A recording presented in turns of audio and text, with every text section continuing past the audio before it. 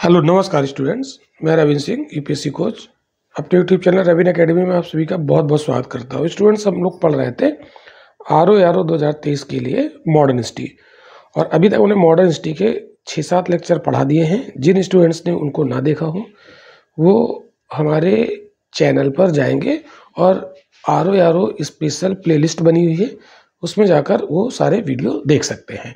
तो आज के क्लास में हम लोग पढ़ेंगे बेहद important topic governor and governor general. देखिए, हमें सारे गवर्नर और गवर्नर जनरल नहीं पढ़ने हैं। यहाँ पर कुछ इंपॉर्टेंट गवर्नर जनरल हैं, उन्हीं से क्वेश्चन बनते हैं, और वो इम्पोर्टेंट हमने गवर्नर जनरल यहाँ पर छांटे हैं। तो 15-16 गवर्नर जनरल पढ़ने हैं और उन्हीं से हमारा क्वेश्चन बनेगा। आप प्रीवियस ईयर क्वेश्चन देखेंगे, मेरे इस लेक्चर से एक भी क्वेश्चन बाहर नहीं जाएगा। तो चलिए शुरू करते हैं बिना किसी देरी के। तो सबसे पहले यहाँ पर कुछ फैक्ट जो हमने यहाँ पर लिखे हुए हैं, देखिए मैं बता दूं स्टूडेंट्स, ये मेरा पर्सनल नोट्स है, इसको मैं पढ़ता हूँ और ये इतना बेहतरीन नोट्स हमने बनाया है कि इससे कोई क्वेश्चन बाहर नहीं जाता है।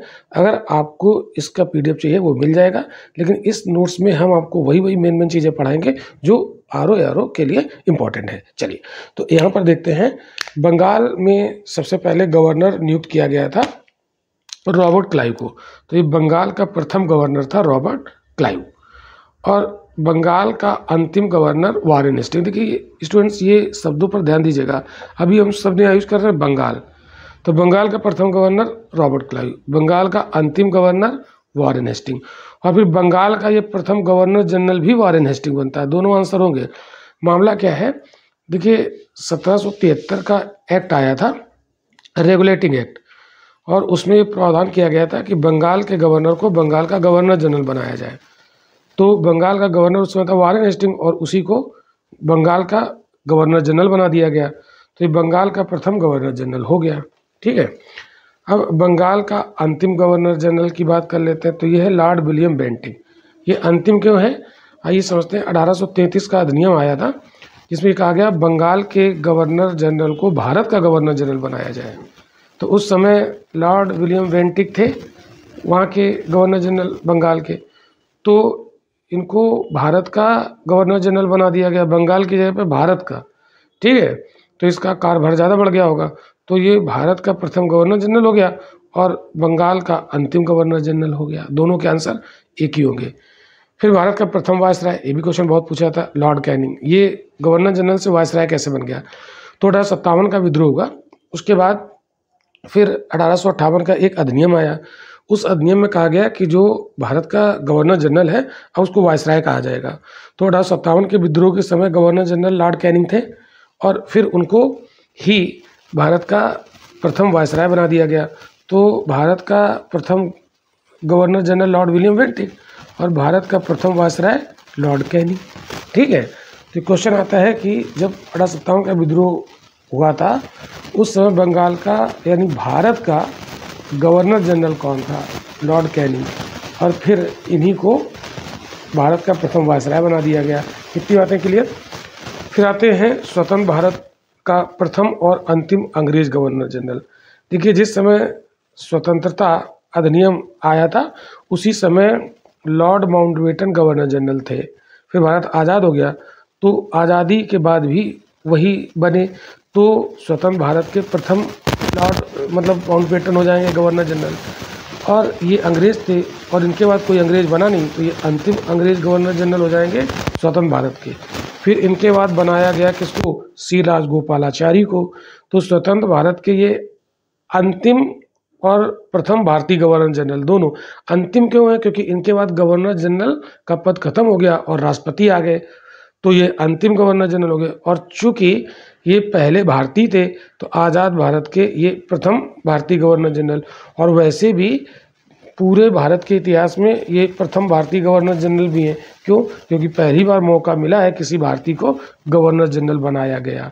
ठीक है, आई होप कि ये फैक्ट आपको क्लियर हो गए होंगे। ये एग्जाम में सीधे सीधे क्वेश्चन आ जाते हैं, तो आप एक बार देख लीजिएगा। अब हम लोग यहाँ पर जो 16-17 गवर्नर जनरल इंपॉर्टेंट है जिनको हमने अपने इस नोट्स में रखा है, बेहद इंपॉर्टेंट है। उसमें सबसे पहले हम बात करेंगे रॉबर्ट क्लाइव की। तो रॉबर्ट क्लाइव ये 2 बार गवर्नर बन के आए, और ध्यान रखिएगा ये बंगाल के ही गवर्नर हैं। ठीक है, तो बंगाल के प्रथम गवर्नर हैं। तो पहली बार आए 1757 से 60 में और फिर आए 1765 से 67 में। तो रॉबर्ट क्लाइव को भारत में अंग्रेजी साम्राज्य की स्थापना का श्रेय दिया जाता है, क्योंकि इन्होंने ही बहुत कुछ किया और जिससे भारत में अंग्रेजों की स्थिति बहुत मजबूत हुई। तो जब ये पहली बार आया 1757 में, तो प्लासी का युद्ध हुआ 23 जून 1757 में, और 23 जून 1757 में प्लासी का युद्ध हुआ, तो उसमें बंगाल के नवाब सिराजुद्दौला को मार दिया गया। तो इस तरीके से बंगाल में अंग्रेजों की पकड़ मजबूत हो गई। ठीक है, तो ये हम प्लासी का युद्ध यानी अंग्रेजों की बंगाल विजय वाला लेक्चर हम पढ़ा चुके हैं, यूट्यूब पर ऑलरेडी अपलोडेड है, आप लोग देख लीजिएगा। वहाँ डिटेल में बताया गया सारा कुछ, यहाँ हम डिटेल में नहीं बता सकते। ठीक है, क्योंकि लेक्चर भी हमें 10 से 15 मिनट में ख़त्म करना है और हमें उस गवर्नर जनरल के कार्यकाल में क्या क्या हुआ वो सारा कवर करना है। तो प्लासी का युद्ध किस गवर्नर जनरल के काल में हुआ? Robert Clive. इसके बाद रॉबर्ट क्लाइव 1760 में चले गए, दोबारा आए 1765 में। तो इसके बाद यहाँ पर भारत में बक्सर की लड़ाई हुई 22 अक्टूबर 1764 को। तो उस समय रॉबर्ट क्लाइव नहीं थे। बक्सर के युद्ध के समय जेन सिटार्ड बंगाल का गवर्नर था। ठीक है, तो देखिए जब बक्सर का युद्ध खत्म हो गया तो आपको हमने पढ़ाया कि बक्सर के युद्ध में 3 भारतीय शक्तियाँ पराजित हुई थी। मीर कासिम, भारत के मुगल बादशाह शाह आलम द्वितीय और अवध का नवाब शुजाउद्दौला, 3 शक्तियों को अंग्रेजों ने पराजित किया। तो फिर रॉबर्ट क्लाइव 1765 में आया, तो इसने देखा कि यहाँ तो ये लोग पराजित हो गए, तो इसने तुरंत पराजित लोगों से संधियाँ कर ली। ठीक है, तो पराजित लोगों से संधियाँ क्यों करते हैं? क्योंकि जो हार चुका है उसके सामने हम अपनी शर्त रखेंगे, वो मजबूरी में मानेगा। तो संधियों के माध्यम से ये क्या करता है क्लाइव या अंग्रेज, क्या करते हैं? हारी हुई भारतीय शक्तियों से संधि कर लेते हैं और अपनी शर्तें उससे मनवा लेते हैं। ठीक है, तो 2 संधियाँ होती हैं इलाहाबाद की, एक होती पहली, एक दूसरी। पहली होती 12 अगस्त 1765 को शाह आलम द्वितीय के साथ, और दूसरी होती है 16 अगस्त 1765 को अवध के नवाब शुजाउद्दौला के साथ। तो जो इलाहाबाद की पहली संधि थी शाह आलम सेकंड के साथ हुई थी। तो रॉबर्ट क्लाइव ने बंगाल, बिहार, उड़ीसा की दीवानी प्राप्त कर ली थी शाह आलम द्वितीय से। बहुत इंपॉर्टेंट क्वेश्चन है, हम आपको ऑलरेडी पढ़ा भी चुके हैं। फिर बंगाल में ये द्वैध शासन की शुरुआत करता है रॉबर्ट क्लाइव की। ये पॉइंट बहुत इंपॉर्टेंट है, द्वैध शासन व्यवस्था की शुरुआत बंगाल में कौन करता है? Robert Clive. ये द्वैध शासन है क्या? मतलब 2 शासक। बंगाल में पहले एक ही शासक होता था, बंगाल का नवाब, लेकिन अब बंगाल में चूँकि विजय प्राप्त कर ली ईस्ट इंडिया कंपनी ने और बंगाल, बिहार, उड़ीसा की दीवानी मिल चुकी है, तो अब बंगाल में 2 शासक हो गए, एक नवाब और एक ईस्ट इंडिया कंपनी। तो नवाब नाम मात्र का शासक था और ईस्ट इंडिया कंपनी वास्तविक शासक थी। तो एक जगह 2 शासक, तो इसको कहेंगे द्वैध शासन। लेकिन ये व्यवस्था सफल नहीं हुई थी, फेल हो गई थी। तो फिर अगला जो गवर्नर आएगा बंगाल में, वारेन हेस्टिंग, वो इस द्वैध शासन को ख़त्म कर देगा और उसकी जगह पर कुछ दूसरी व्यवस्था लाएगा, तो वो हम पढ़ेंगे वारेन हेस्टिंग। ठीक है, अब देखिए बंगाल में जब ये आया रॉबर्ट क्लाइव, तो इसने कुछ सुधार किए, असैनिक और सैनिक सुधार। तो रॉबर्ट क्लाइव के असैनिक सुधार क्या हैं ज़रा समझते हैं। क्योंकि असैनिक सुधार में इसने क्या किया? इसने देखा कि जो ईस्ट इंडिया कंपनी के अधिकारी और कर्मचारी हैं, ये क्या करते हैं? ये अपना इंडिविजुअल यानी निजी व्यापार भी करते हैं। तो इसने कहा कि निजी व्यापार आप लोग बंद कीजिए, तो निजी व्यापार पर प्रतिबंध लगा दिया। फिर देखता है कि कंपनी के अधिकारी कर्मचारी गिफ्ट लेते हैं, तो गिफ्ट लेना बंद करा दिया। और ये जो ईस्ट इंडिया कंपनी के अधिकारी कर्मचारी थे, ये आंतरिक कर भी नहीं देते थे, तो आंतरिक कर देना अनिवार्य करा दिया। तो इससे अधिकारी और कर्मचारियों को लॉस हुआ होगा, कुछ हानि हुई होगी, आर्थिक नुकसान हुआ होगा। तो इसने कहा कि देखिए आप परेशान न होइए, आपका जो आर्थिक नुकसान होगा उसकी हम भरपाई करेंगे। कैसे? तो इसने इन प्रतिबंधों से जो हानि हुई उसकी क्षतिपूर्ति के लिए अगस्त 1765 में कंपनी के कार्यकर्ताओं की एक व्यापार समिति बनाई, जिसको कहते हैं सोसाइटी फॉर ट्रेड। बहुत इंपॉर्टेंट है, सोसाइटी फॉर ट्रेड का गठन किसने किया?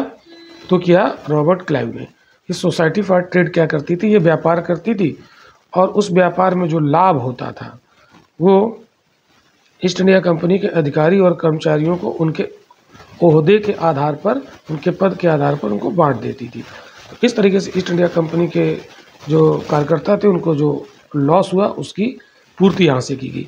लेकिन ये भारतीयों के लिए शोषणकारी शिल्प हुआ, इससे महंगाई बढ़ गई, तो ये व्यवस्थाएं इसकी सही नहीं थी। अब आप देखिएगा जो सैनिक सुधार इसने किए, सैनिक सुधार में इसने सबसे पहला काम किया, दोहरा भत्ता बंद कर दिया, क्योंकि सैनिकों को दोहरा भत्ता दिया जा रहा था। तो इसने कहा कि देखिए ईस्ट इंडिया कंपनी के कोष पर दबाव पड़ रहा है, तो ये दोहरा भत्ता फालतू में जो दिया जा रहा है इसको बंद किया जाए। तो इसने कहा कि सिर्फ उन्हें दोहरा भत्ता दिया जाएगा जो बंगाल और बिहार की सीमा से बाहर काम करने के लिए जाएंगे, बाकियों को दोहरा भत्ता नहीं दिया जाएगा। तो इसमें जो अंग्रेज सिपाही थे वो असंतुष्ट हुए इस कदम से और उन्होंने विद्रोह कर दिया। इस विद्रोह को भारतीय इतिहास में श्वेत विद्रोह कहा जाता है। तो श्वेत विद्रोह किसके खिलाफ हुआ? रॉबर्ट क्लाइव की इस नीति के खिलाफ हुआ। ये बहुत इंपॉर्टेंट है, ये याद रखिएगा। तो ये यहाँ पर हमने देखा रॉबर्ट क्लाइव ने क्या क्या किया, बस इतना ही आपको पढ़ना है, इससे ज़्यादा कुछ नहीं पढ़ना है। तो आज के लेक्चर में हम इतना ही रखेंगे। अगले क्लास में हम लोग बात करेंगे वॉरेन हेस्टिंग्स पर, क्योंकि वॉरेन हेस्टिंग्स आज पढ़ाएंगे तो लेक्चर बड़ा हो जाएगा। तो आज इतना ही रखते हैं। तो स्टूडेंट्स क्लास कैसा लगता है ये आप लोग कमेंट करके ज़रूर बताइएगा। यदि अच्छा लगता है तो भी, नहीं अच्छा लगता तो भी क्या सुधार करना है वो हम सुधार करेंगे। और अगर अच्छा लगता है तो ये शेयर भी कीजिए और कमेंट ज़रूर कीजिएगा। चैनल को सब्सक्राइब कीजिएगा। मिलते हैं अगले लेक्चर में। Bye bye.